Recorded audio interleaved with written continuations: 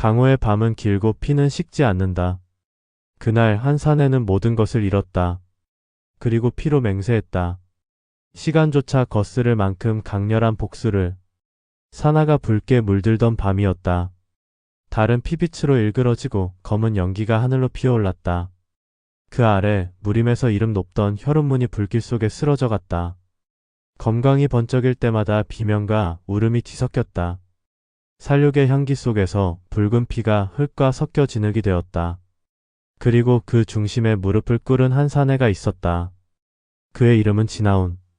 혈흔문의 장문인이자 강호에서도 이름난 천재 무인이었다. 하지만 그날의 그는 더 이상 천재가 아니었다. 가문은 불타고 제자들은 칼을 들었으며 연인은 등을 돌렸다. 그는 손에 쥔 검조차 빼앗긴 채 피를 토하고 있었다. 불길 속에서 한 사내가 걸어 나왔다. 진아운의 사형 강진우였다. 그의 눈에는 냉혹한 결단이 서려 있었다. 하운아, 너는 너무 강했다. 강하면 언제나 두려움의 대상이 되지. 진아운은 피범벅이 된 얼굴로 미소를 지었다. 결국 너였냐? 강진우는 검을 치켜들었다. 사문을 지키기 위한 선택이었다. 너의 야망이 모두를 위험에 빠뜨렸어. 야망이라? 진아운의 목소리는 터져나온 피와 함께 낮게 갈라졌다. 사문을 위해 피를 흘린 게 죄라면 내가 말하는 정의란 도대체 무엇이냐? 그때 또 다른 그림자가 불길을 뚫고 들어왔다.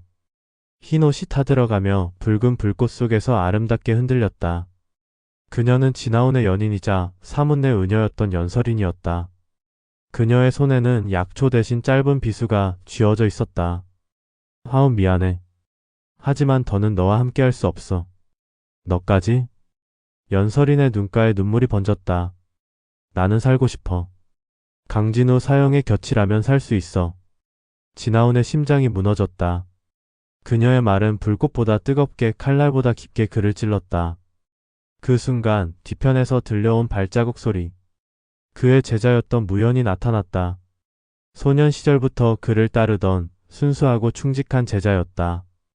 하지만 그 손에는 진아운의 장검, 혈천이 들려 있었다. 스승님, 당신이 틀리셨습니다. 그의 목소리는 차가웠다. 당신의 길은 강호의 피를 불러올 뿐이었습니다. 저는 그 피를 멈추고 싶습니다. 그래서 내 손으로 나를 베겠다는 거냐? 무연은 눈을 감았다.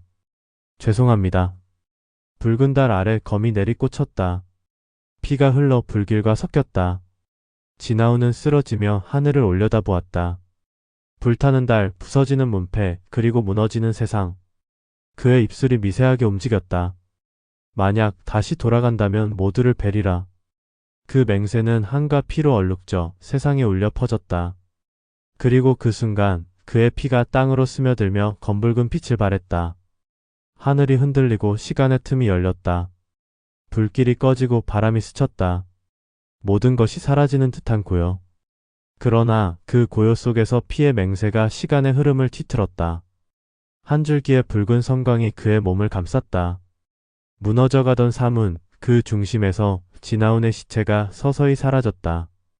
그리고 어딘가에서 시간이 되감기기 시작했다. 시간은 흐르지 않았다. 피로 얼룩진 맹세가 운명의 축을 거슬러 올라가고 있었다. 그는 다시 눈을 뜨리라. 복수를 위해, 그리고 잃어버린 모든 것을 위해. 한순간의 정적 후 눈부신 빛과 함께 장면이 뒤바뀌었다. 진아운은 숨을 몰아쉬며 눈을 떴다. 주변은 불길이 아니라 한적한 산사의 새벽. 새들이 울고 서늘한 바람이 불었다. 여긴 어디지? 그의 시선이 떨렸다. 그의 손은 피로 물들지 않았고 창문 너머엔 혈흔문의 깃발이 여전히 펄럭이고 있었다. 그리고 벽에 걸린 달력의 날짜. 그는 바로 멸문 전날로 돌아와 있었다. 진아운은 이마를 짚으며 피식 웃었다. 이게 꿈이라면 너무 잔혹하군. 하지만 곧 그의 눈빛이 차갑게 가라앉았다. 꿈이라면 이토록 생생할 리 없었다. 가슴속 어딘가에서 피가 끓었다. 그리고 그 피 속에서 맹세가 들려왔다. 모두를 베리라. 피는 흐르고 시간은 멈추지 않는다. 폭수의 서막이 다시 열린다. 멸문 전날로 되돌아온 진아운. 그는 이제 다시는 속지 않을 것이다. 그의 눈동자 속에는 오직 한 가지 폭수만이 남았다. 피로 맹세한 자 시간을 거슬러 돌아왔다. 눈을 뜨는 순간 그는 과거의 새벽을 마주한다. 오늘은 멸문 전날. 그러나 더는 같은 파멸을 허락하지 않는다. 새벽의 냄새는 차갑고도 맑았다. 기와 지붕의 이슬이 흘러내리고 태척마루에 들이운 대나무 그림자가 길게 늘어졌다. 진아오는 천천히 상체를 일으켰다.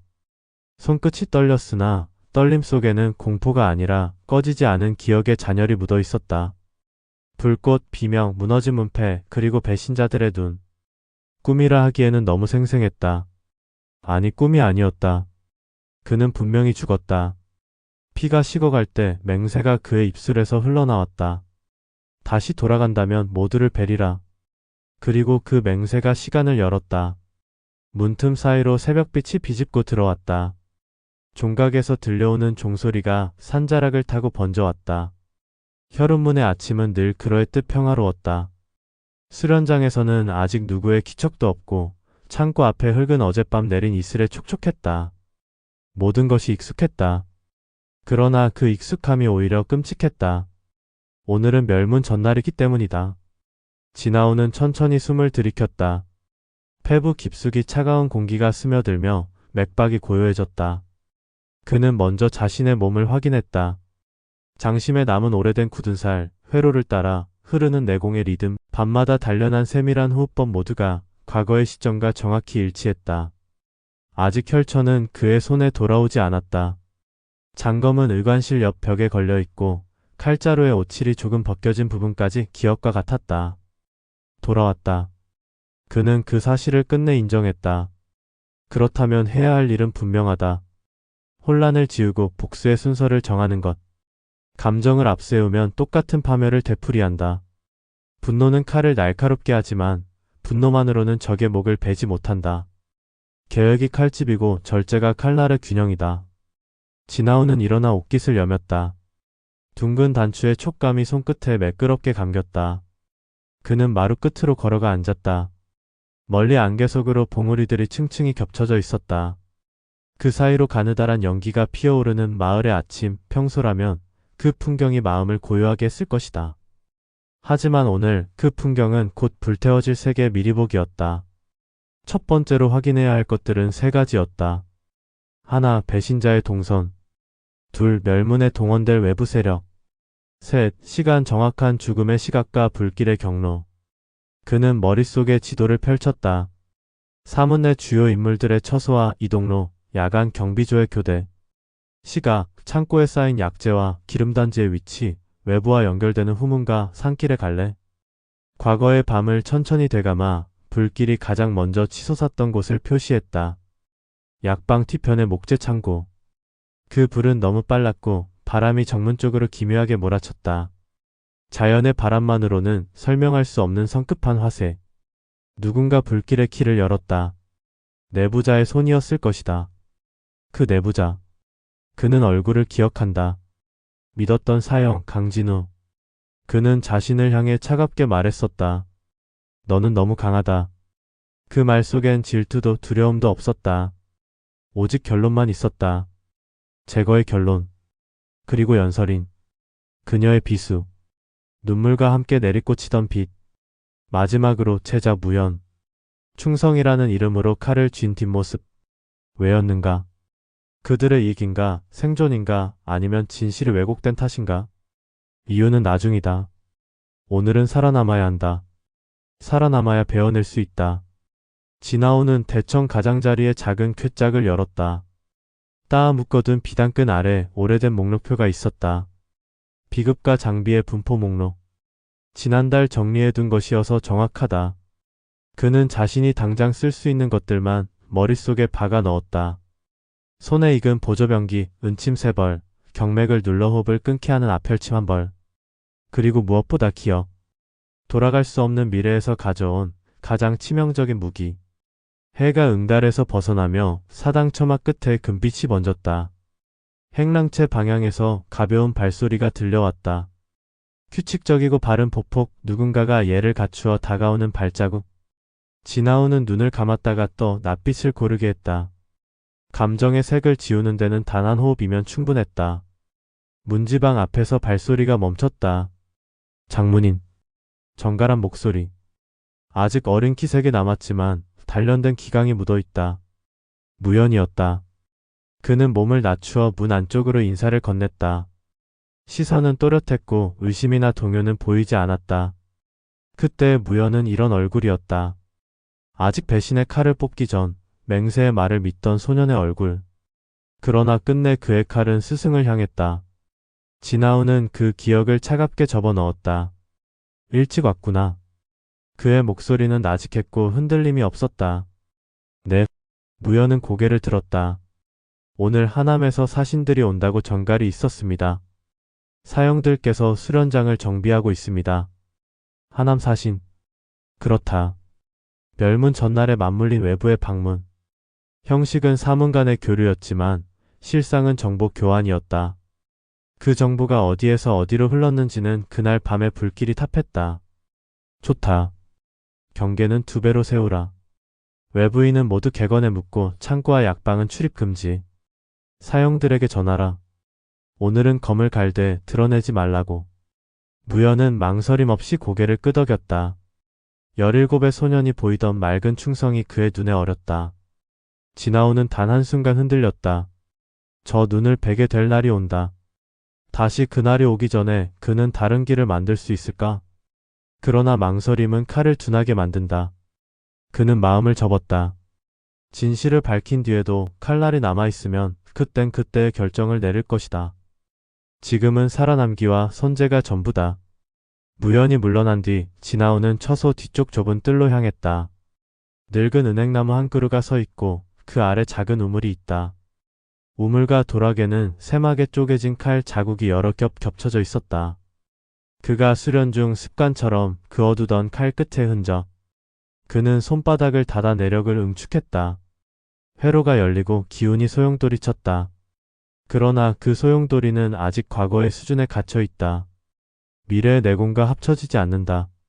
시간은 기억만 데려왔고 힘은 데려오지 않았다. 이것이 회귀의 잔혹함이다. 하지만 기억은 힘의 지름길이다. 그는 과거보다 훨씬 빠른 속도로 극세호흡을 조율했다. 진동하는 기로를 도리어 가늘게 찢어 조직 사이에 스며들게 하는 방식. 이 호흡은 그는 원래 멸문 이후 숨어 지내던 폐허의 동굴에서 깨우친 것이었다. 그러므로 지금의 그에게는 미래에서 가져온 딸인의 길이 한 줄기 열려 있었다. 한편의 사각이 지나갔다. 귓속에서 바람소리가 변주되고 먼 곳에 말발굽 소리가 10개 들려왔다.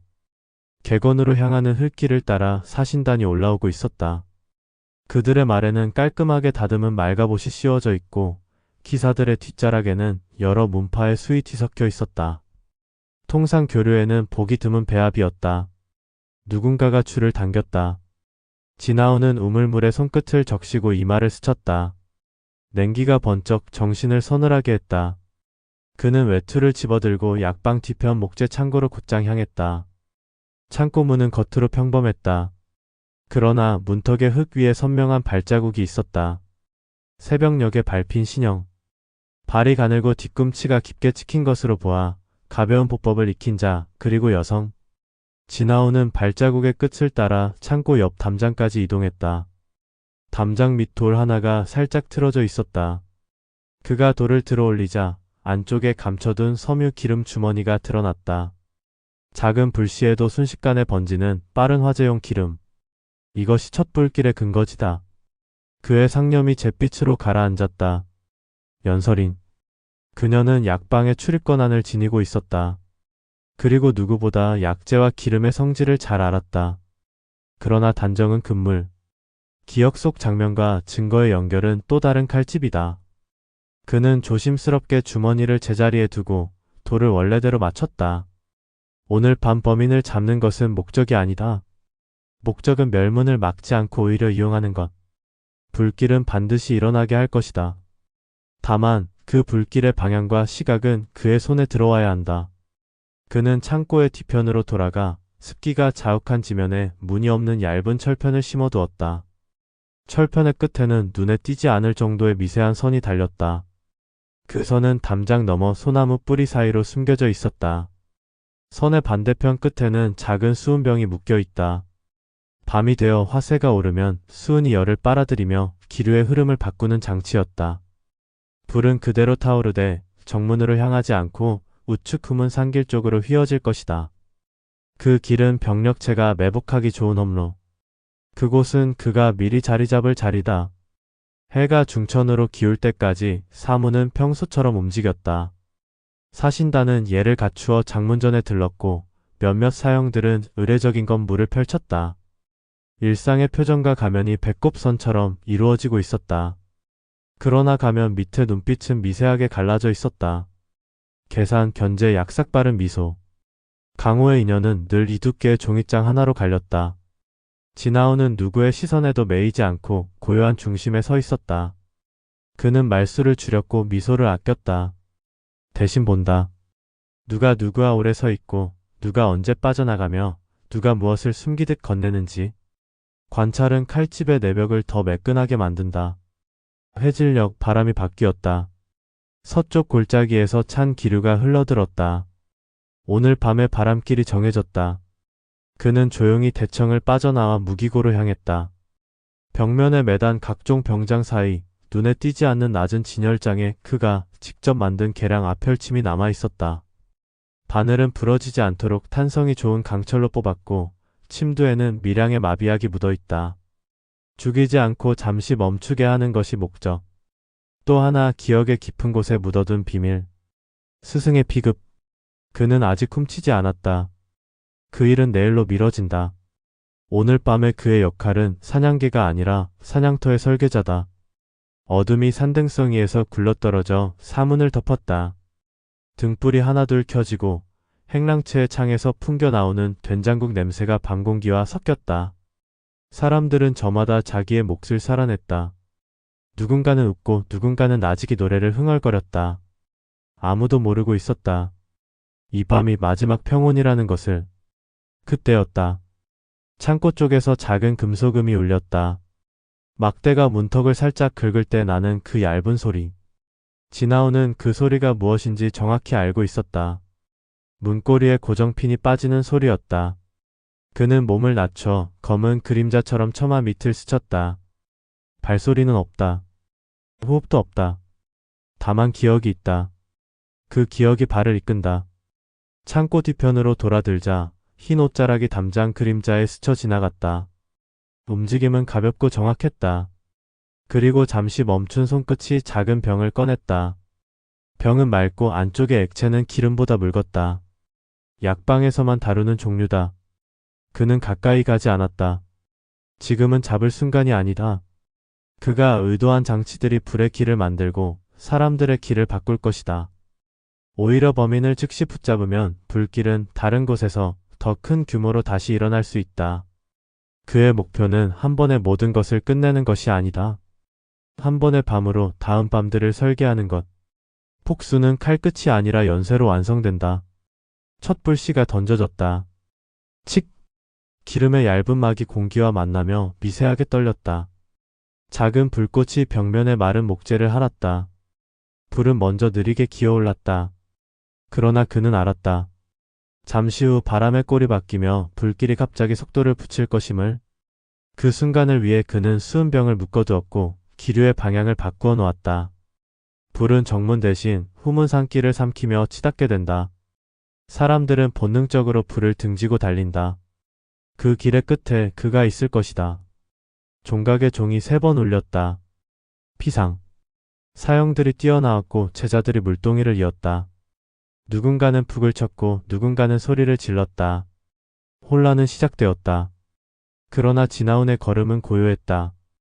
그는 북소리에 맞춰 호흡을 낮추고 뛰는 발걸음들 사이에 그림자처럼 섞여들었다. 누군가 그의 팔을 붙들었다. 장문인 창고의 불이. 그 목소리는 다급했고 눈동자는 동그랗게 흔들렸다. 정문을 지켜라. 그는 2마디만 말했다. 그러고는 몸을 틀어 후문 쪽으로 향했다. 그곳은 바람이 가장 세게 불어들어 불길이 몰리는 곳, 동시에 어둠이 가장 진해지는 자리. 칼의 기척이 숨어들기에 완벽한 어둠. 산길 어귀의 바위 아래 그는 미리 파둔 얕은 굴에 손을 집어넣어 천면 두건을 꺼냈다. 얼굴의 하반을 가리는 얇은 검은 천. 그는 투건을 올리고 눈빛만 남겼다. 이 밤에 사람들은 장문인의 얼굴을 찾을 것이다. 그러나 그가 필요한 얼굴은 사냥꾼의 얼굴이다. 바람이 소나무 침엽을 긁었다. 불길이 휘며 소리를 바꾸었다. 후! 불의 혀가 방향을 틀었다. 삼은 사람들의 발걸음도 자연히 그리로 몰렸다. 그 틈에 섞여 다른 발걸음도 하나둘 골짜기 어둠으로 스며들었다. 도적의 발. 외부 자객의 발. 그들은 혼란을 기다려온 자들이었다. 첫 번째 발걸음이 그림자에서 나왔을 때 지나오는 이미 돌의 결을 따라 몸을 정렬하고 있었다. 그의 손에 쥔 것은 검이 아니라 앞펼침. 배는 대신 멈추게 한다. 소리 없이. 습. 바늘이 목 뒤에 풍지열로 파고들었다.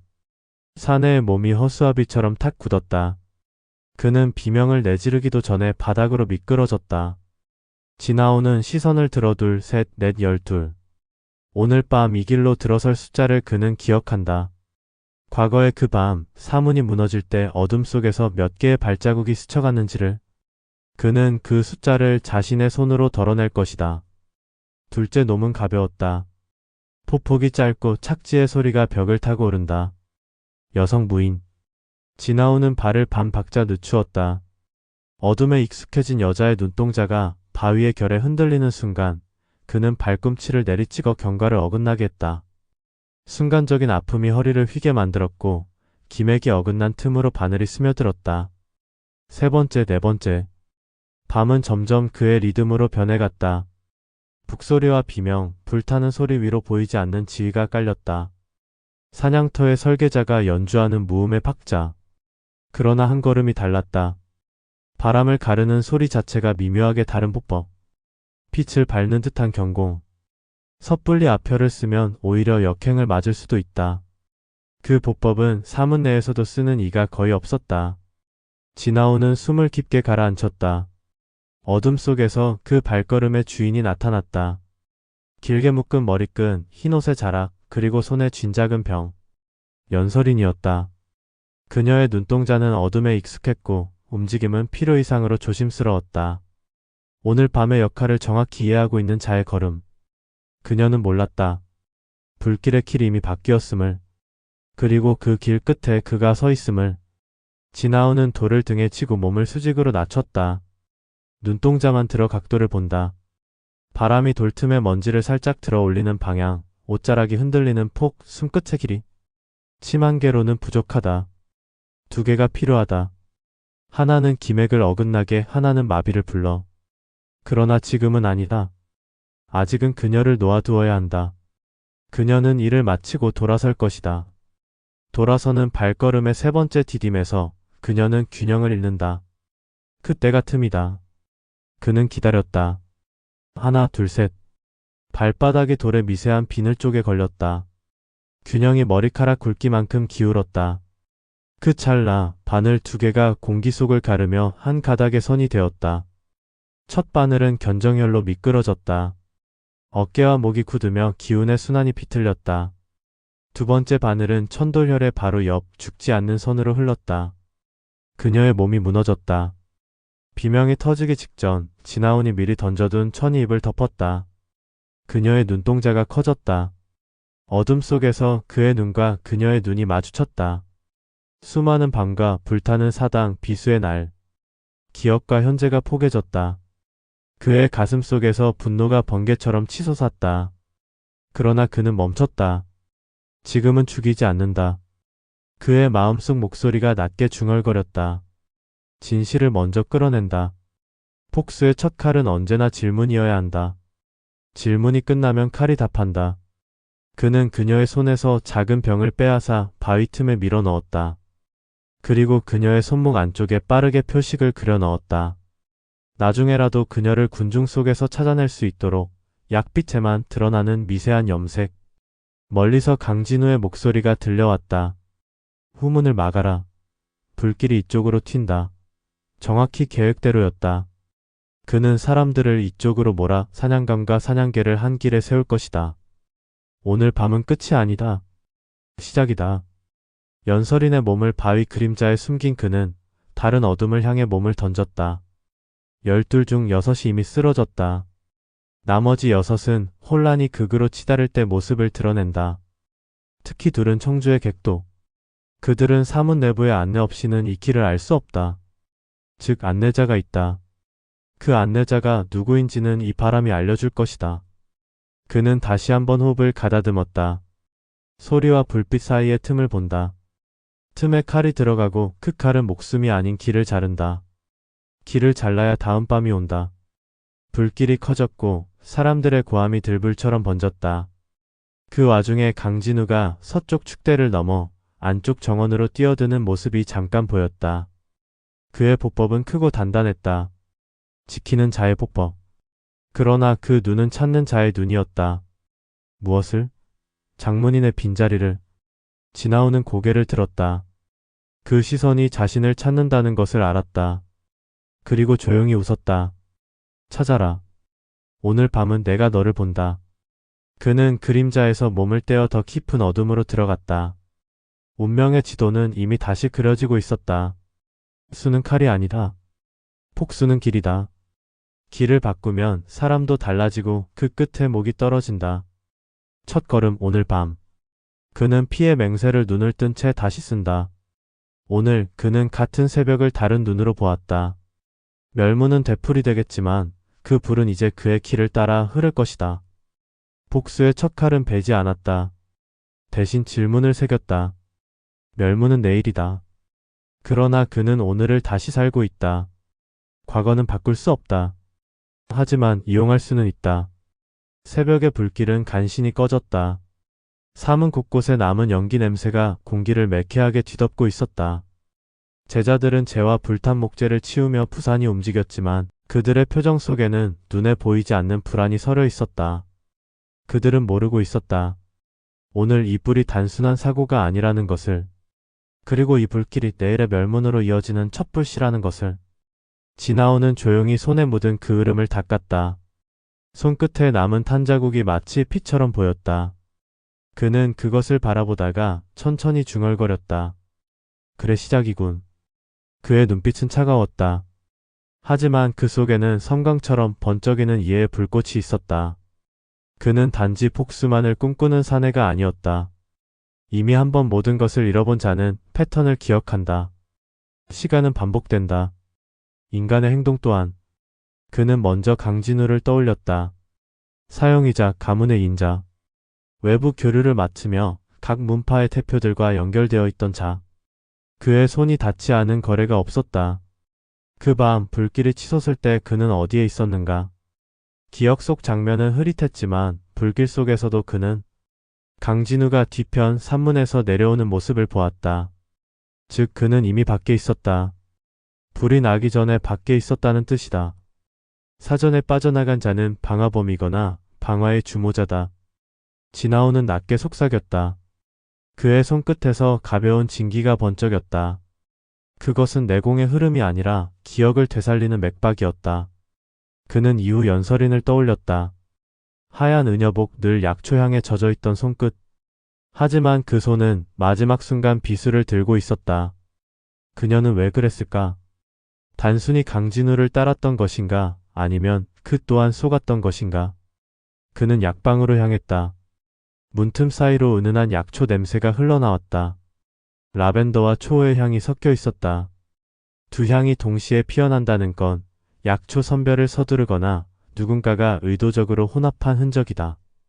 라벤더는 불을 잡고 초호는 불을 돋운다. 그는 눈을 가늘게 뜨며 생각했다. 불과 불 사이에 누군가가 서 있군. 약선대 위엔 작은 병이 정갈하게 놓여 있었다. 지나오는 그것을 들었다. 병 안에는 붉은색의 액체가 담겨 있었고 햇빛에 비추자 미세한 금가루처럼 반짝였다. 화염촉진제. 사람의 손으로 만든 인공 기름이었다. 그가 죽기 전에는 존재하지 않던 기술이다. 이것은 미래의 강호에서 사용되던 비밀 연료였다. 강진우 내놈이 도대체 어디까지 알고 있었던 거냐? 그의 손끝에서 진기가 미세하게 일렁였다. 좋다. 이제는 나도 숨지 않겠다. 그때 문이 삐걱이며 열렸다. 그가 몸을 돌리자 흰 옷자락이 시야에 들어왔다. 연설인이었다. 그녀는 피곤한 기색을 감추지 못한 채 그를 보고 살짝 놀란 표정을 지었다. 장문인 여기 계셨군요. 불길을 살피러 왔다. 그녀는 고개를 끄덕였다. 밤새 고생 많으셨습니다. 그녀의 음성은 흔들림이 없었다. 하지만 숨결의 리듬이 달랐다. 심장 박동이 빠르지 않다. 평온하다, 즉 거짓말을 준비한 자의 호흡. 진아오는 가볍게 웃었다. 불이 났는데도 담담하구나. 의녀는 늘 피와 불 사이에서 삽니다. 놀랄 일은 아니지요. 그녀의 대답은 매끄러웠다. 진아오는 그 대답에 더 이상 말을 잇지 않았다. 그녀가 물러나자 그는 작은 한숨을 내쉬었다. 그래. 연설인, 내가 나를 속였더라도 나는 아직 널 이해할 수 있다. 하지만 강진우, 너는 다르다. 너는 계획했고 숨겼다. 점심 무렵 사무는 다시 평정을 되찾은 듯했다. 그러나 진아오는 알고 있었다. 이 고요함은 폭풍 전의 정적에 불과하다는 것을. 그는 장문전의 창가에 서서 사문을 내려다보았다. 제자들이 폭구를 톱고 무인들이 담을 보수했다. 그 모습은 평화로웠다. 하지만 그 평화가 내일이면 피로 물든 잔해로 바뀔 것을 그는 알고 있었다. 그는 그들의 얼굴을 하나하나 눈에 새겼다. 누가 배신자가 될지, 누가 희생될지를 기억하기 위해. 그의 손에 쥔 종이에는 1차 복수 대상 강진우, 2차 감시 대상 연설인, 3차 잠입 감시 무연 이라 적혀 있었다. 그는 종이를 불에 태웠다. 재가 바람에 흩어지며 공중으로 사라졌다. 계획의 시작은 지움이다.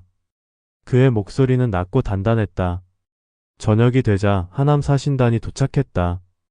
그들의 깃발엔 청천문의 문양이 새겨져 있었다. 표면상으로는 교류 방문이었지만 그들의 눈빛은 탐색과 경계 그리고 이익의 냄새로 가득했다. 사신단의 대표는 회색 도포를 입은 노인이었다. 그는 단정하게 인사했으나 눈빛은 형식적이었다. 장문인, 불의 소식은 들었습니다. 다행히 큰 피해는 없었다 하니 작은 불길이 큰 변화를 부르기도 하지요. 진아온의 대답은 짧았지만 묘하게 날이 서 있었다.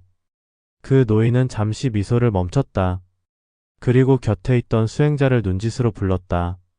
수행자는 작은 봉투를 꺼내 진아온에게 내밀었다. 그 안에는 청주의 군간표가 있었다. 즉 관군이 일에 개입할 준비가 되어 있다는 뜻이다. 진아온은 봉투를 받지 않았다. 우리 혈흔문은 사문이지 정치가 아닙니다. 그 말에 사신단의 표정이 일그러졌다. 그들은 서로 눈빛을 주고받았다. 이것이 바로 그날 밤의 연결고리였지. 그는 속으로 되뇌었다. 청천문과 관군, 강진우, 그리고 연설인. 모든 선이 하나의 원으로 이어지고 있었다. 밤이 찾아왔다. 진아오는 홀로 장문전에 불빛을 끄고 창가에 섰다. 산허리를 타고 흐르는 달빛이 하얗게 내렸다. 내일이면 이 모든 것이 불에 휩싸일 것이다. 그러나 이번에는 그 불길의 흐름이 다르다. 그는 무릎을 꿇고 조용히 검을 꺼냈다. 검의 이름은 혈천. 그가 평생을 함께한 무기였다. 다시 왔다.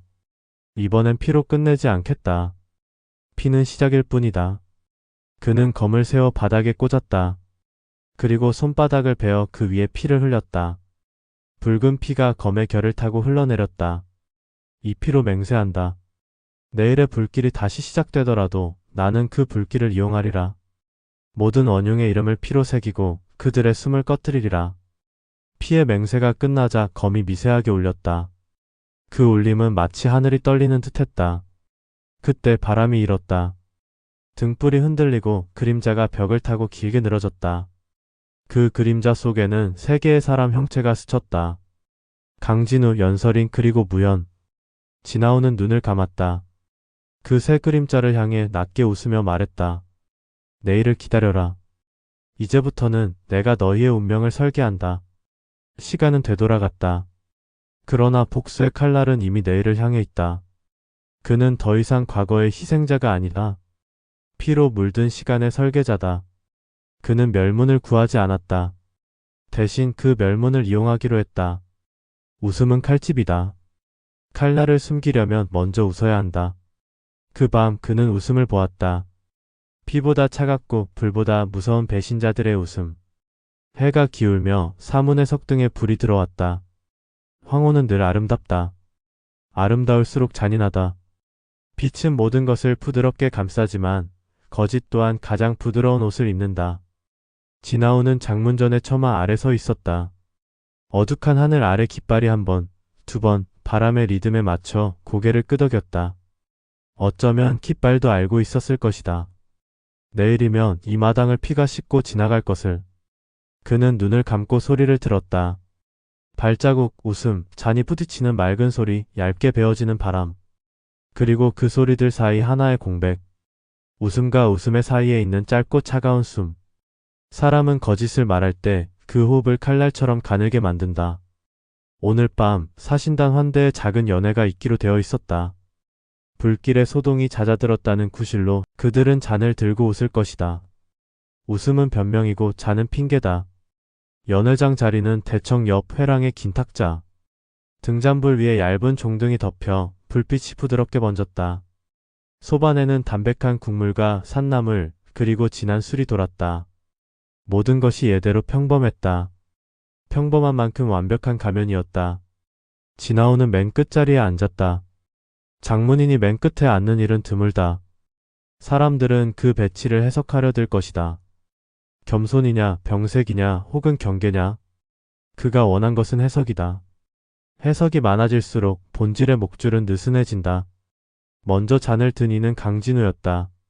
그는 검은 도포에 은색 가름끈을 둘렀다. 두 눈은 고요했고 입술은 절제된 각도로 올라가 있었다. 장문인. 낮의 병고에도 불구하고 사문은 흔들리지 않습니다. 청천문 사신 분들께서도 우리의 기계를 높이 사셨지요. 잔을 비우는 동작은 우아했고 시선은 한 번도 바닥을 보지 않았다. 늘 그렇듯 위만 보았다. 그의 웃음은 얇았다. 입술 주변의 미세한 근육들이 고르게 당겨졌고 눈가에 주름은 생기지 않았다. 그 웃음은 연습된 웃음이었다. 정확한 각도, 정해진 온기. 그러나 온기의 아래에는 온기 없음이 있었다. 반대편에서는 연설인이 잔을 들었다. 하얀 소매 끝에 약초의 가루가 아주 엷게 묻어 있었다. 눈동자는 맑았고 목소리는 맑은 물처럼 흘렀다. 작은 불이 사문을 더 단단하게 만들 겁니다. 누구든 다치지 않게 오늘은 제가 끝까지 살피겠습니다. 사람들은 안심하는 눈치였다. 의녀의 말은 언제나 사람의 마음을 쉬게 한다. 그녀의 웃음은 진심처럼 보였다. 진심이 타들어갈 때 내는 웃음. 불 속에서도 타지 않는 듯한 웃음. 그러나 그녀의 손이 말했다. 잔을 쥐는 검지와 중지가 멈칫. 미세하게 오직 거짓말을 하는 사람만이 보이는 울림. 지나온의 눈은 그 떨림을 놓치지 않았다. 연애는 매끄럽게 흐르는 듯 보였다. 사신단은 예를 차렸고 사무는 예로 답했다. 교차된 잔 사이로 몇 마디 칭찬과 몇 마디 의뢰가 지나갔다. 그러나 형식의 말은 언제나 비어있다. 말이 비어있는 만큼 침묵이 말을 했다. 지나오는 잔을 들지 않았다. 대신 듣고 보았다. 누가 말을 아끼는지, 누가 말을 넘어뜨리는지, 누가 웃음으로 자리를 연결하고 누가 웃음으로 자리를 끊는지. 그의 시선이 무연에게 닿았다. 소년의 얼굴은 맑았다. 잔을 들고 웃을 때 눈가에 작게 주름이 졌다. 그 웃음은 진짜였다. 사람들이 진심으로 웃을 때 등줄기에 힘이 살짝 빠진다. 무연은 그랬다. 그럼에도 불구하고 미래의 밤 그는 칼을 들고 스승의 가슴을 겨눴다. 지나오는 가만히 숨을 고르며 되뇌었다. 내 웃음이 진짜여서 더 잔인했다. 진짜로 믿었던 자가 가장 날카롭게 배신하니까. 연회의 중간 사소한 틈이 열렸다. 사신단 수행 둘이 동시에 자리를 비웠다. 한 명은 뒷간, 다른 하나는 창고 쪽 심부름이라 했다. 심부름에는 목록이 필요하다. 누가 무엇을 왜 언제. 그러나 그들의 손은 빈손이었고 눈동자는 사방을 지나쳤다. 그 순간 강진우가 자연스럽게 자리에서 일어났다. 장문인 손님들께 더 나은 술을 권하고 오겠습니다. 그의 발걸음은 뒷문을 향했다. 어젯밤 불길이 지나간 방향과 같은 선. 지나오는 잔 없이 고개만 끄덕였다. 마치 허락처럼 보이는 아무 말도 없는 끄덕임. 허락을 준 것은 그의 침묵이었다. 연설인이 그 자리를 메우듯 가볍게 물을 부었다. 그녀의 손놀림 사이로 향이 스쳤다. 라벤더의 부드러움, 초의 미세한 싸늘함. 오늘 낮 약방의 공기와 아주 닮아 있었다. 지나오는 잔을 코끝에 가져가 향을 읽었다. 물에는 향이 없다. 그런데 오늘의 물은 향이 있었다. 정확히 말하면 물병의 입구에 닿아있던 천 조각에서 풍긴 향. 누군가 같은 천을 두 곳에 사용했다. 약방과 연회. 그는 잔을 내려놓고 자리에서 조용히 일어났다. 누구도 장문인의 발길을 막지 않았다. 막지 않는 것이 예의였다. 예의는 늘 좋은 구실을 준다. 회랑 끝 모서리 그림자가 짙게 고이는 곳. 돌기둥 사이로 한 사람이 다급히 지나갔다. 그의 어깨선은 나직었다. 무연이었다. 소녀는 사당 쪽으로 뛰었다. 연회 중간에 제자가 홀로 움직이는 것은 예외지만 무연은 항상 예외로 대우받았다. 충직한 제자에게는 사소한 규범이 한 번쯤 면해진다. 그 면제의 순간 길이 된다. 배신은 규범의 틈에서 발생한다. 지나오는 멀찍이티를 따랐다. 사당의 그림자는 장중했고 처마 끝에서 빗방울처럼 어둠이 떨어졌다. 문살 너머로 희미하게 빛이 번졌다. 무연은 그 앞에서 누군가를 기다리는 듯 두리번거렸다. 잠시 후 강진우가 도착했다. 그의 손에는 작은 목함이 들려 있었다. 두 사람의 웃음이 겹쳤다. 좁은 사당의 공기에서 웃음은 오래 머문다. 그 웃음은 길지 않았다. 길지 않은 웃음은 합의의 신호다. 이미 결정되었을 때 사람들은 짧게 웃는다. 길게 웃는 웃음은 사람을 끌어들일 때 쓰는 법. 지나오는 가까이 가지 않았다. 손가락 하나만큼의 거리에서 소리의 굵기를 읽는다. 강진우의 웃음은 얇고 낮았다. 무연의 웃음은 짧고 높았다. 얇고 낮은 웃음은 방향을 정하는 웃음. 짧고 높은 웃음은 명령을 받은 자의 웃음. 둘 사이에 빈 공간이 있었다. 그 빈 공간은 세 번째 사람을 비워둔 자리. 그 자리에 연설인의 그림자가 들어갈 것이다. 사당의 문이 반쯤 열렸다 닫혔다. 그 틈으로 향이 한번 흘렀다. 라벤더와 초 사이 아주 얇은 유황 냄새가 묻어 있었다. 불을 부르는 약재의 냄새.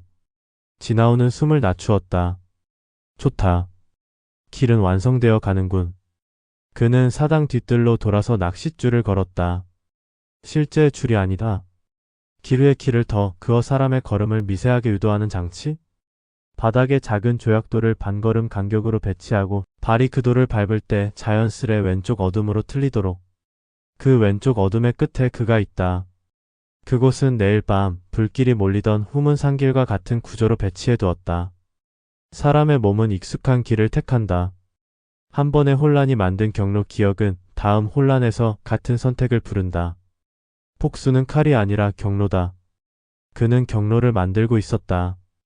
연회가 끝나갈 무렵 사신단 중 한 노인이 마지막으로 잔을 들며 웃었다. 혈흔무는 평안하도다. 그 말은 거짓말이었다. 거짓말은 언제나 선언문의 형식을 띈다. 선언은 감추고 싶은 진실을 역설한다. 노인의 웃음이 떨리는 동안 강진우의 눈은 창문 바깥을 보았다. 바깥의 바람이 불을 위한 바람인지 확인하는 눈. 그는 오늘 밤을 연습하고 있었다. 내일 밤에 완성될 작전을. 연설이는 끝자리에서 조용히 미소를 지었다. 그녀의 미소는 여전히 아름다웠다. 그러나 아름다움은 때로 면죄부다. 사람들은 아름다운 것에 죄를 덜 묻는다. 그 덜 묻힌 죄가 가장 오래 남는다.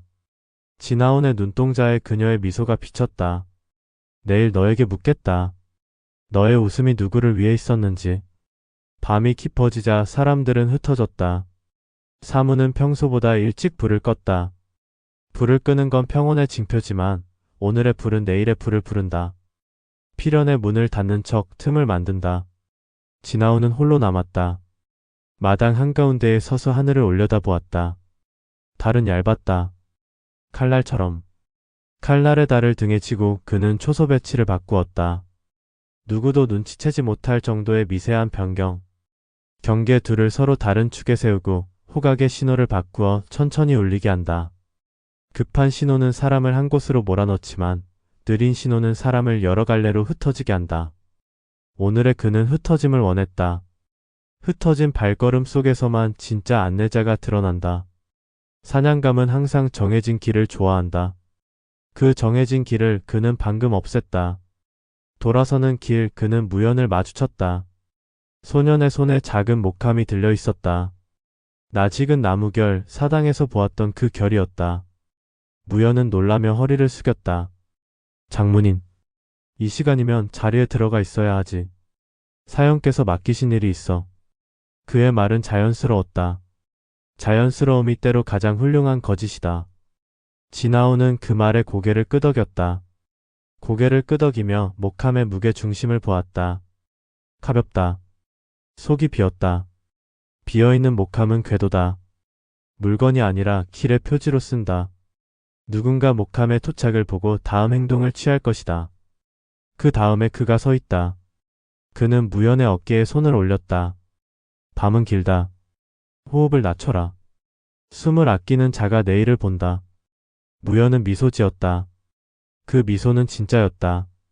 진짜인 만큼 잔혹했다. 소년은 고개를 숙이고 사라졌다. 어둠이 그를 삼켰다. 진아오는 소년이 사라진 자리에서 한 호흡을 더 머물렀다. 한 호흡은 길의 길이를 바꾼다. 그 한 호흡 뒤에 다른 발걸음이 지나갔다. 강진우였다. 그의 발소리는 묵직했다.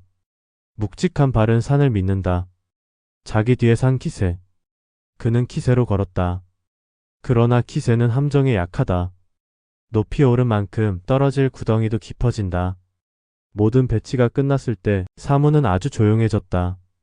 쥐 한 마리의 발도 들릴 법한 고요. 그 고요 속에서 그는 웃음을 떠올렸다. 강진호의 얇은 웃음, 연설인의 맑은 웃음, 무연의 짧은 웃음. 웃음은 다르지만 결론은 하나였다. 결론은 내일의 밤에 도착한다.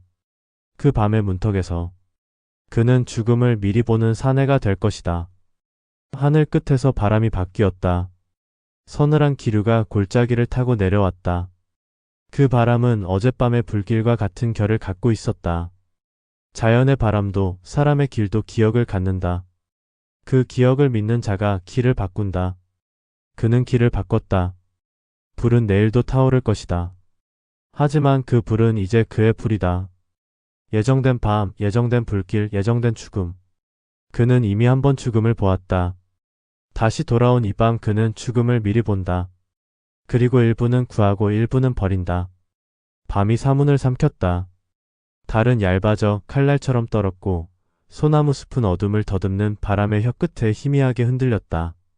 느린 호각 신호가 첫 음을 뱉었다. 한 번 울리고 길게 끊는다. 경계병은 본능적으로 두 갈래로 흩어진다. 그것이 오늘 밤 그의 의도였다. 몰아넣지 않는 경계. 흩어지면 빈틈이 생기고 빈틈으로 안내자가 올라온다. 지나오는 장문전 처마 그늘에서 눈을 감았다. 어둠은 눈을 가리지만 기억은 시야를 넓힌다. 그는 한 번 이미 이 밤을 보았다. 어느 시각에 촛불이 일고 누가 어디로 달리며 누가 어디에서 죽는지. 죽음의 좌표는 얼핏 돌에 새긴 글자처럼 굳어 있었으나 그는 알고 있었다.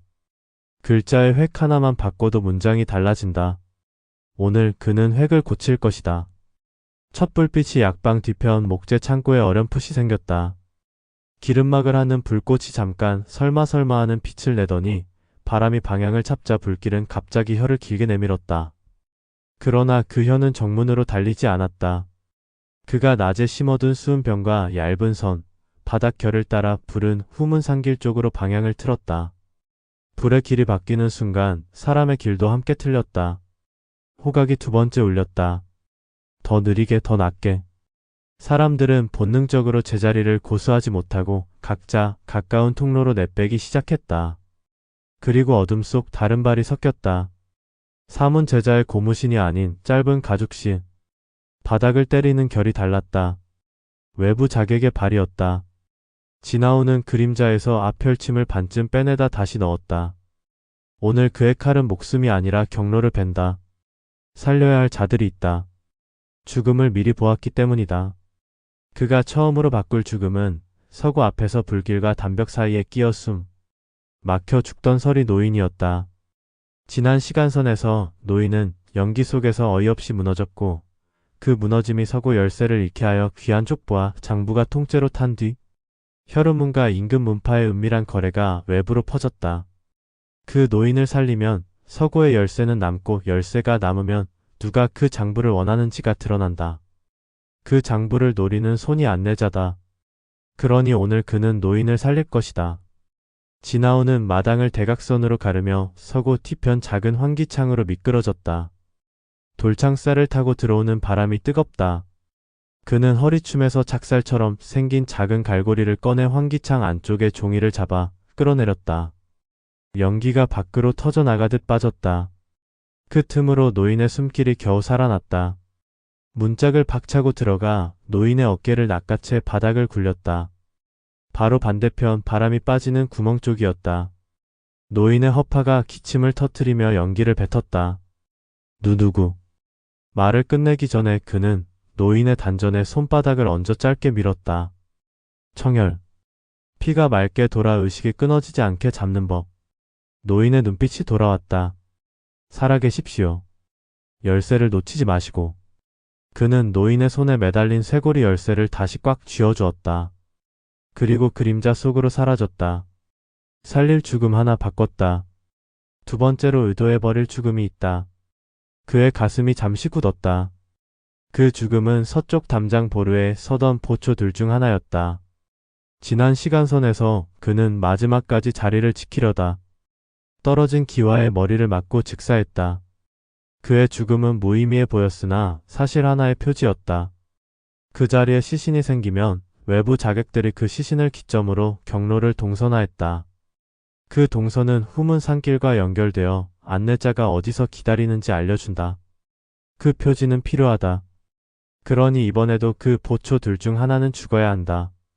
대신 다른 하나는 살릴 것이다. 그래야 숫자가 어긋나고 도착 시각이 늦춰진다. 늦춰진 시각은 안내자를 조급하게 만든다. 조급함은 실수의 다른 이름이다. 담 위로 바람이 미끄러졌다. 보초 둘의 호흡이 엇갈린다. 한 명은 어깨가 펴져 있고 다른 한 명은 왼쪽 발목에 부상 흔적이 있어 무게중심이 기우는 자세. 기와는 무게에 따라 다르게 흔들린다. 어제 낮에 그는 일부러 그 구간의 기와 밑받침을 한 장만 바꿔두었다. 언제와 누가 올라서느냐에 따라 금이 갈 것이다. 그는 숨을 고르고 후각의 세 번째 신호가 길게 이어지길 기다렸다. 길게 이어진 신호는 경계 교대의 의미. 교대 순간에 사람은 발을 헛디는다. 그때 짤칵. 작은 균열음과 함께 기와가 미세히 내려앉았다. 부상 있는 보초의 왼발이 진동을 강하게 건넸다. 기와 끝이 무게를 못 이기고 쿵. 비명도 잠깐 사람 하나가 서쪽 꽃밭으로 떨어졌다. 머리 뒤를 부딪히고 몸이 느슨해지며 조용히 멈췄다. 같은 죽음 다른 이유. 그의 죽음은 이번에도 표지가 되리라. 하지만 다른 보초는 살았다. 그는 이미 담장 안쪽 길목에 완충천을 매달아 진동을 상쇄시켰다. 한 명만 떨어진다. 숫자는 틀어졌다. 동선의 속도도 틀어졌다. 멀리서 발굽소리가 들렸다. 사신단 수행의 말이 아니라 무소리 경공을 쓰는 객도의 착지음. 소리가 땅에서 튕기지 않고 스며든다. 이제 곧 관군의 폭장을 흉내낸 외부 무리가 후문 어기로 붙을 것이다. 그들의 발걸음은 늘 시체를 확인하려 했다. 시체에서 표식을 찾고 표식의 방향으로 몸을 돌린다. 그때 안내자가 나타난다. 여기로라는 짧은 손짓. 그 손짓을 그가 뽑아낼 것이다. 진아오는 후문 어기 위 암석 그늘에 몸을 깔았다. 입안에서 호흡이 사라지고 심장 소리까지 물 아래로 가라앉는 듯 조용해졌다. 그는 손끝을 들어 바위의 작은 물길을 막았다. 물길이 잠깐 바뀌면 즉흥 안개가 생긴다.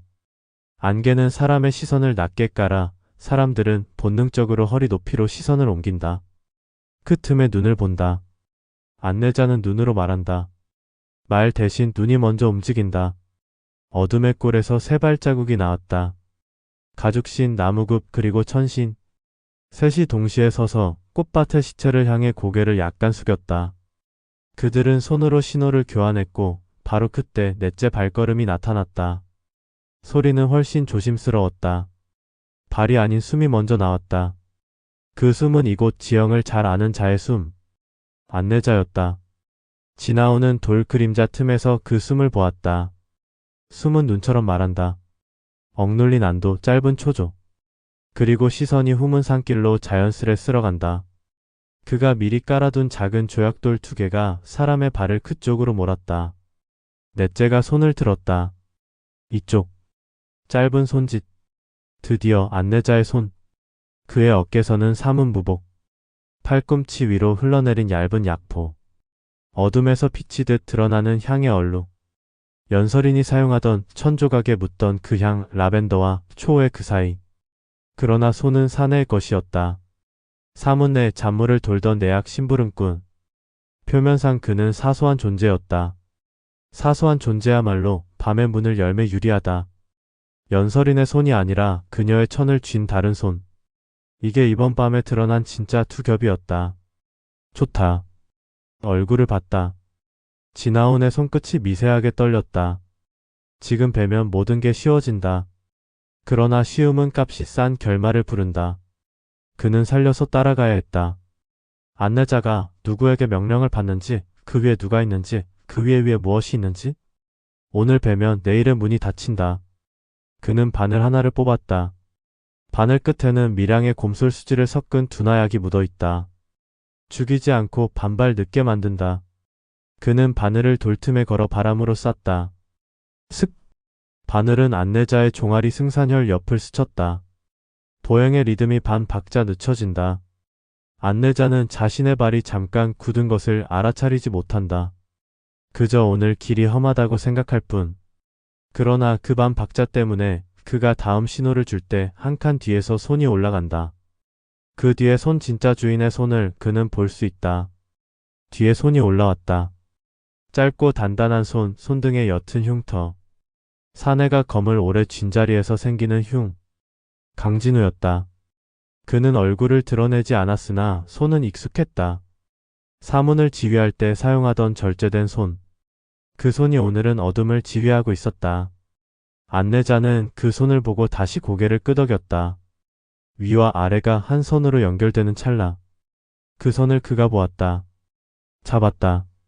지나온의 가슴 속에서 참 미소가 번졌다. 그는 돌 뒤에 몸을 더 낮추고 다음 장치로 몸을 옮겼다. 후문 산길의 첫 굴곡, 바람이 옆으로 밀리는 자리. 그곳에 그는 무음 세 줄을 허리 높이로 걸어두었다. 사람의 시선이 안개에 눌려 낮아진 틈, 허리 높이에서 한번 풋하고 걸리면 사람은 본능적으로 무릎을 굽힌다. 무릎이 굽혀지는 순간 뒤에서 오는 자의 시야가 앞사람의 허리에 막힌다. 그때 뒤에 손은 앞사람 어깨를 잡아 자세를 낮추라 신호한다. 지휘의 손은 습관대로 움직인다.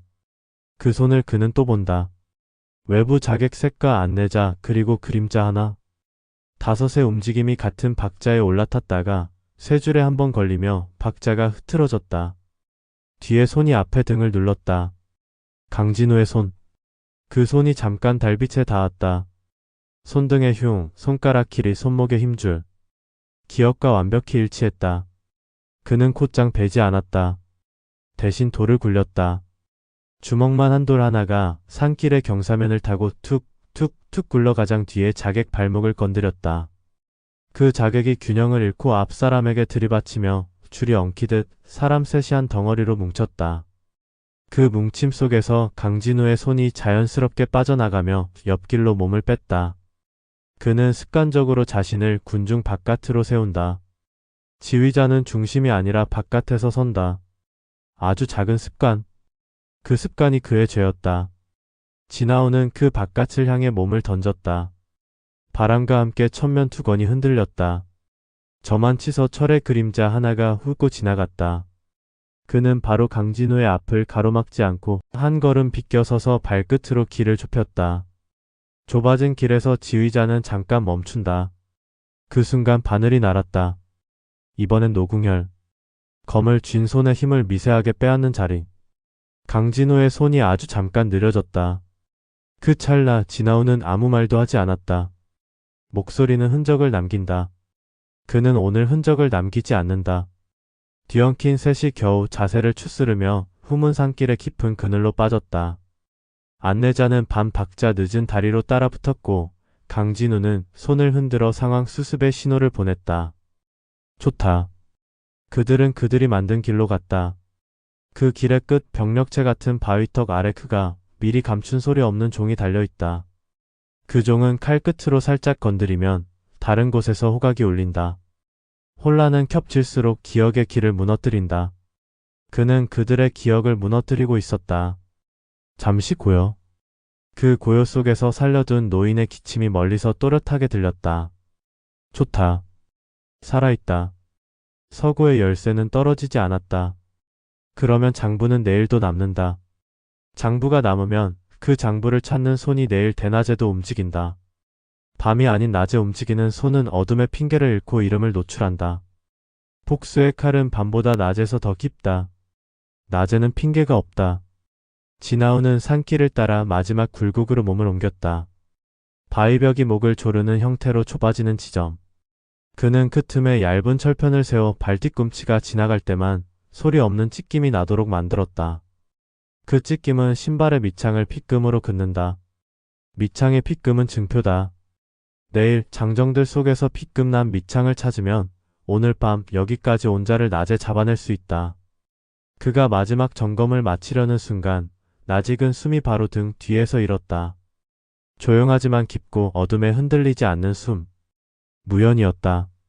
소녀는 우연처럼 그러나 너무 정확한 자리에 서 있었다. 그의 손에는 비어있는 목함이 들려 있었다. 목함의 모서리가 돌에 갈킨 흔적이 10개 남아있다. 사당에서 그리고 방금 전 같은 길. 소년의 눈은 깨끗했다. 깨끗한 눈이 밤에 서 있으면 사람들은 경계하지 않는다. 그 순진함이 가장 톡한 독이다. 거기 누구요? 무연의 목소리가 산길의 고요를 깨웠다. 그 목소리는 나를 찾는 목소리가 아니었다. 그는 누군가를 부르는 중이었다. 잠시 뒤 멀지 않은 곳에서 짧은 답이 돌아왔다. 이쪽.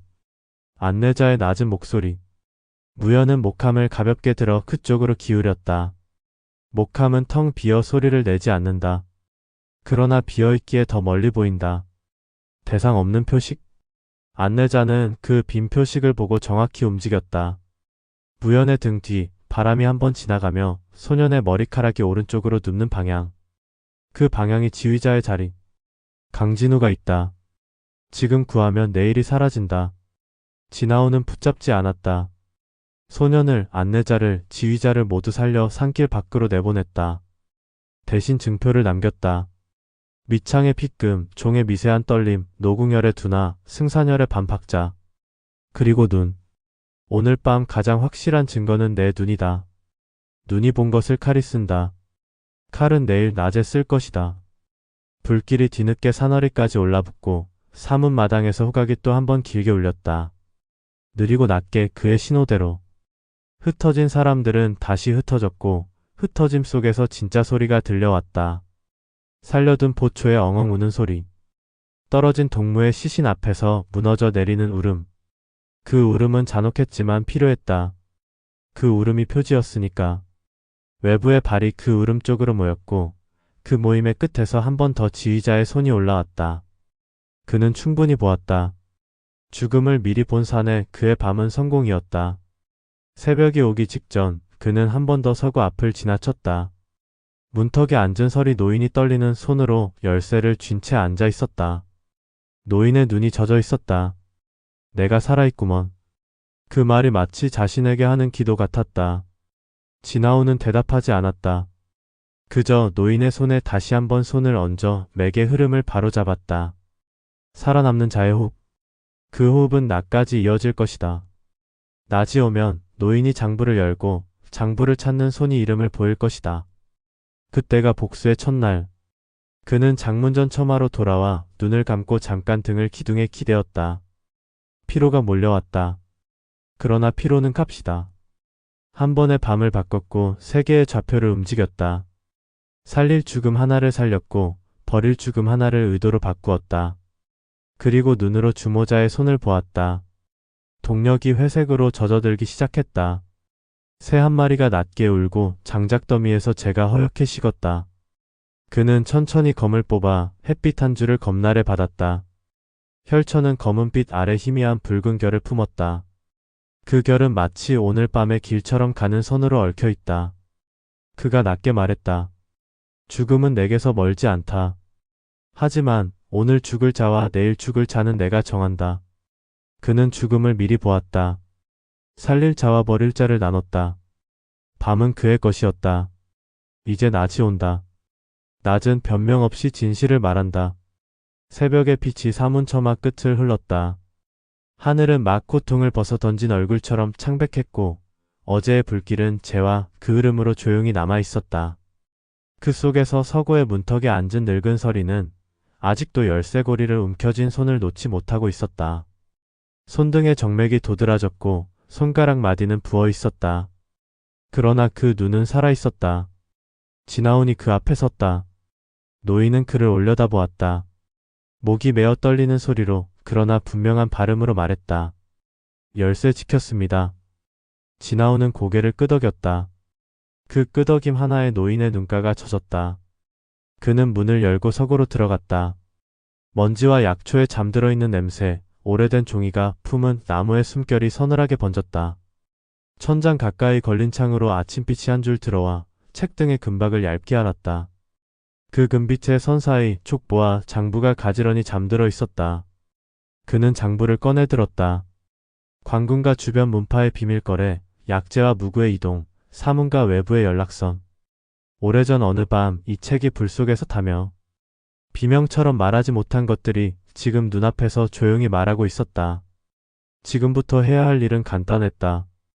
낮에 손을 더럽히게 만드는 것. 밤은 변명을 준다. 낮은 변명을 앗아간다. 그는 장부를 품고 서고를 나왔다.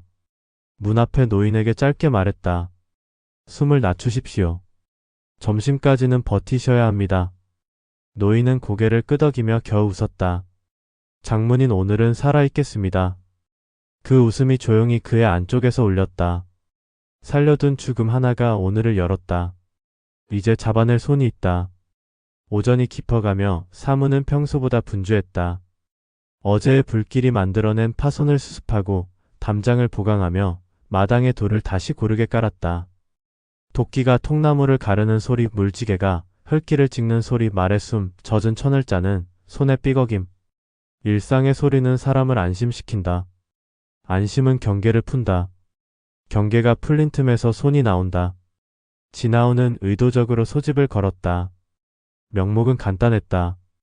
어제 불길의 경과 보고와 재발 방지 논의.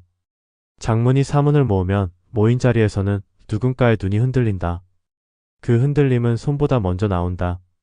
손은 눈을 따라서 움직인다. 장문전 마당, 돌계단 아래 반원으로 서게 했다.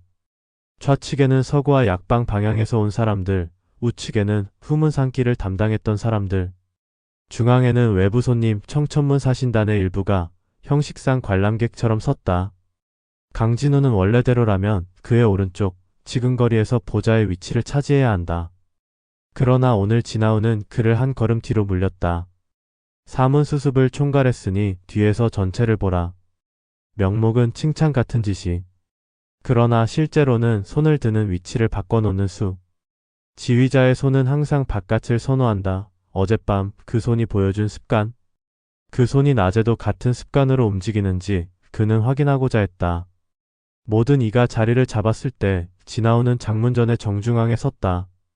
햇빛이 그의 어깨를 덮고 그림자가 계단 아래로 길게 흘렀다. 그는 한동안 아무 말도 하지 않았다.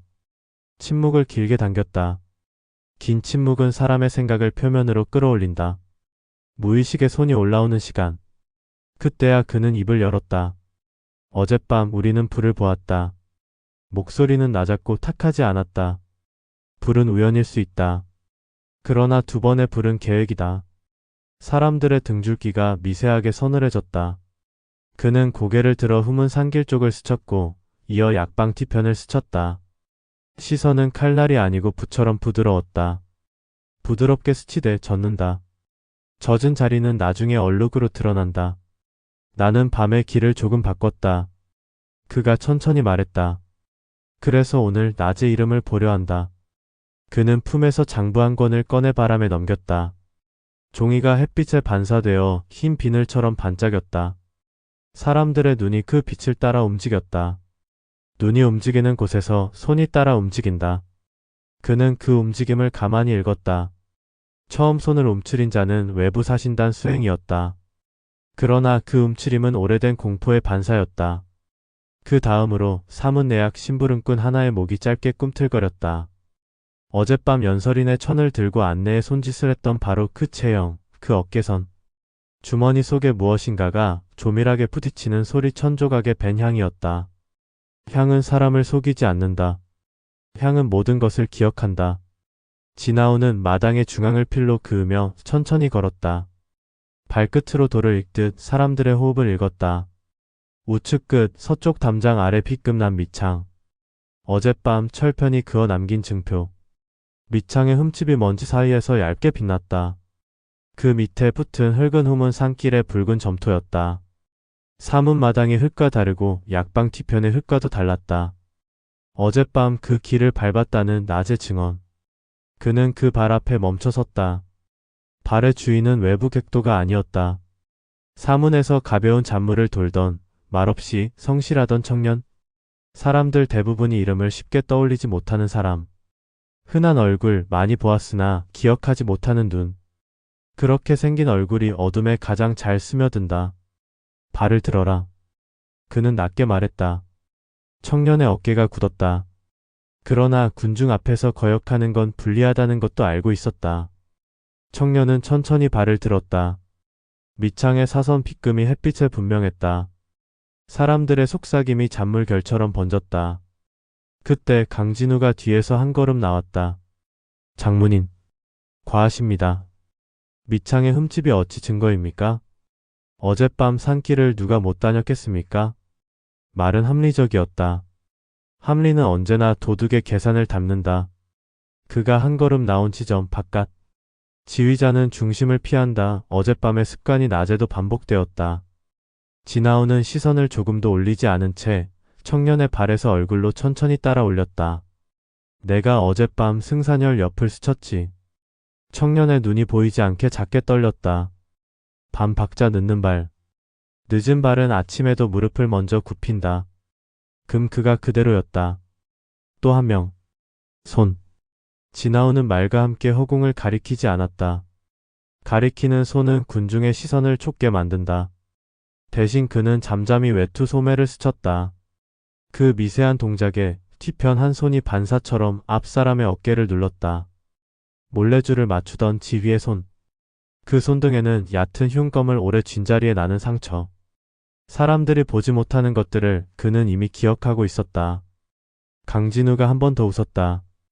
장문인 오해가 있으신 듯. 그 웃음은 얇고 낮았다. 웃음 뒤에 숨이 한 번 걸렸다.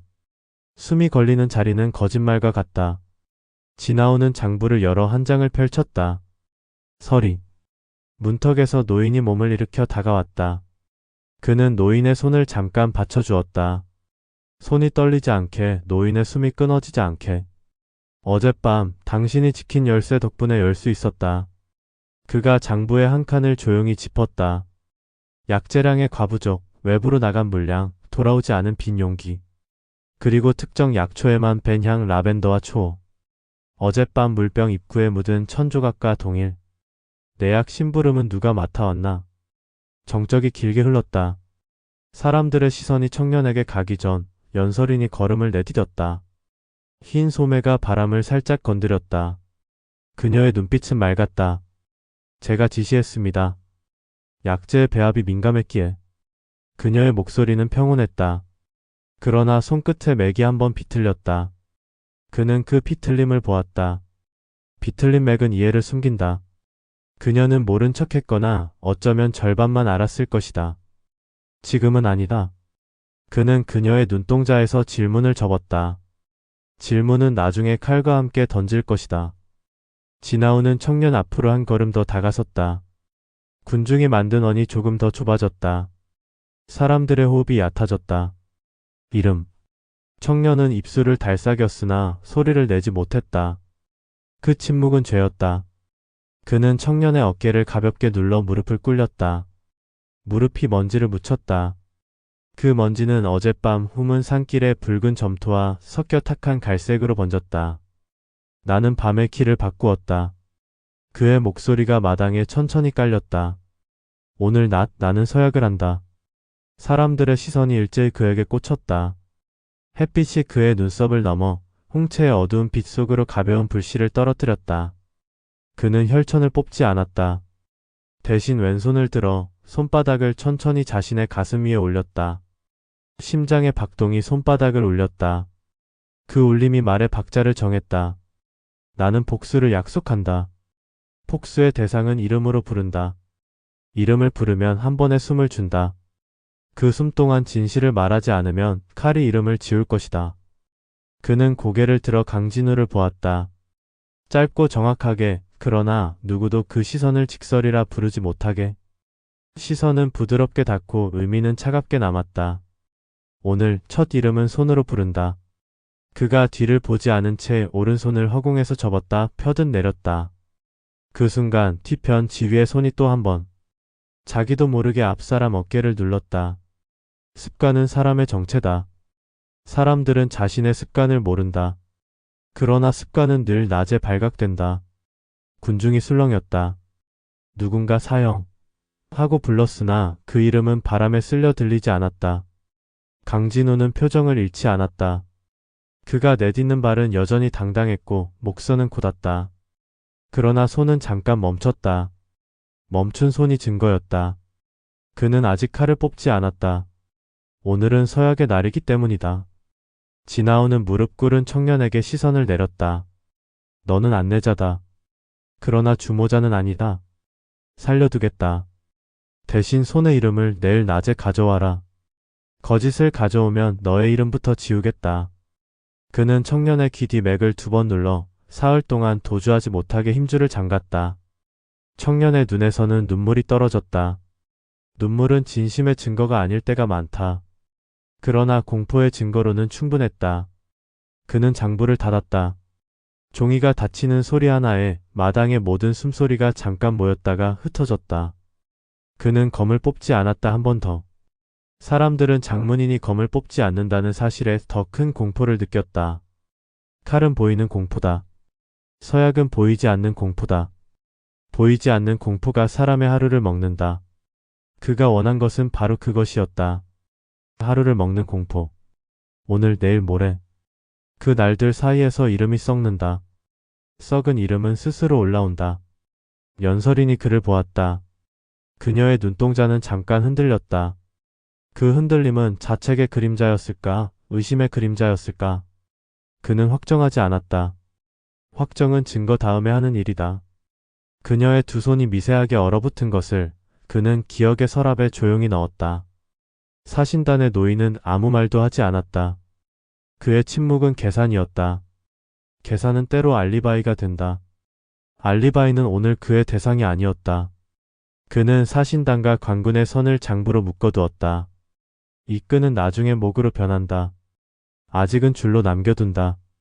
정오가 기울 무렵 그는 장문전 처마 아래 홀로 서 있었다.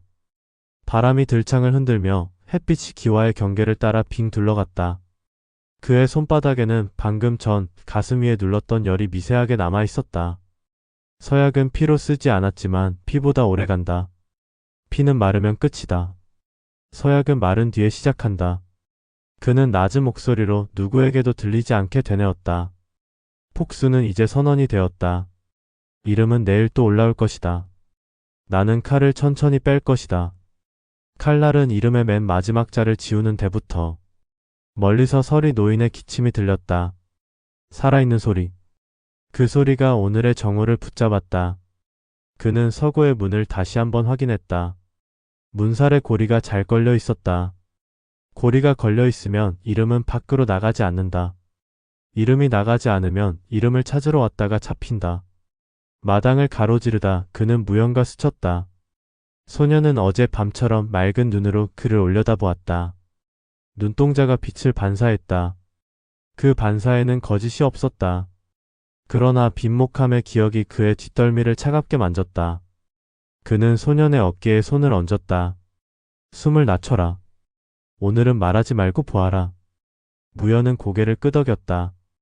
그 끄덕임은 진심이었다. 진심은 칼이 닿는 순간 가장 아프다. 그 순간이 오면 그는 한 번 더 죽음을 미리 볼 것이다. 누구의 죽음일지 아직 정하지 않았다. 서약은 순서를 만든다. 순서는 곧 운명이다. 석양이 처마 끝에 금빛으로 앉을 즈음 그는 장문전 마루에 홀로 앉아 혈천을 무릎 위에 올렸다. 검날에 비친 하늘은 붉지도 푸르지도 않았다. 회색 약속과 죽음 사이 서늘한 중간색. 그는 검집을 다시 천천히 밀어 넣었다. 오늘은 칼을 쓰지 않았다. 그 생각에 조용히 기쁨과 함께 스쳤다. 칼을 쓰지 않고도 여러 개의 길이 이미 그의 편으로 기울었다. 내일 누군가는 이름을 가져올 것이다. 누군가는 이름을 숨길 것이다. 그리고 누군가는 이름을 포기할 것이다. 포기한 이름은 버려진 목과 같다. 그 목은 가볍다. 가벼운 목부터 떨어뜨릴 것이다. 밤이 다시 내려오기 전 그는 마지막으로 서고의 돌기둥에 손을 얹었다. 돌의 촉감은 차갑고 거칠었다. 거친 표면에 손바닥의 서약의 열이 아주 얇게 스며들었다. 그는 안쪽으로 낮게 속삭였다. 내일 첫 피. 그러나 피는 끝이 아니다. 시작이다. 서약은 칼집을 만든다. 칼은 그 칼집에서 길을 배운다. 오늘 그는 서약을 했다. 내일 칼이 이름을 배운다. 밤의 증표들이 낮에 얼굴을 드러냈다. 그는 칼을 뽑지 않고도 길을 바꿨다. 폭수는 이제 선언이 되었고 선언은 사람의 하루를 갉아먹는다. 내일 첫 피가 떨어질 것이다. 오늘의 이야기는 여기까지입니다. 들어주셔서 감사합니다. 구독과 좋아요는 큰 힘이 됩니다. 다음화 칼을 숨긴 그림자로 찾아뵙겠습니다. 감사합니다.